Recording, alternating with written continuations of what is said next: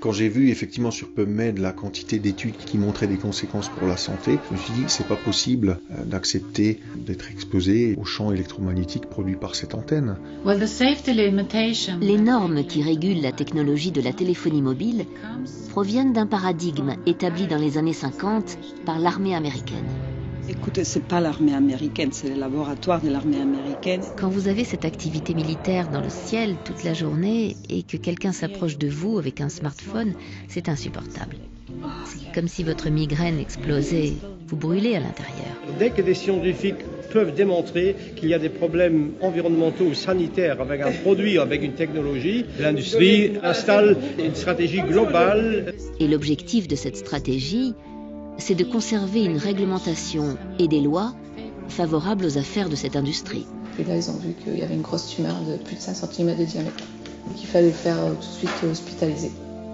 Une partie de cette stratégie consiste à financer de la recherche scientifique pour montrer que cette technologie ne représente aucun risque pour la santé. Comme ça, ils arrivent toujours à créer le doute, et dans le doute, le décideur politique ne va pas agir. Et évidemment, cette industrie et ses soi-disant experts ne se gênent pas pour utiliser n'importe quelle méthode criminelle afin d'attaquer les études qu'ils n'aiment pas.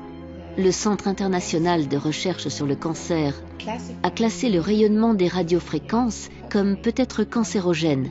Si vous voulez mal communiquer ces résultats sur les tumeurs de la tête, tout ce que vous avez à faire, c'est d'utiliser le mot « au total », qui a été utilisé dans la présentation précédente.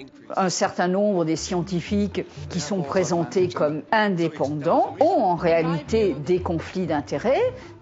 Nous avons pu montrer que Anders Albom faisait partie des administrateurs de la société de consultants qui mentionne spécifiquement l'industrie des télécommunications comme l'une de ses activités. Tu ne veux pas vivre dans les bois quand tu es tellement malade que tu ne peux même pas gérer ta propre existence. C'est une situation impossible à gérer pour une personne seule. Oui. Ou même pour un couple. C'est pour ça que c'est vraiment terrible que la société nous abandonne. Oui.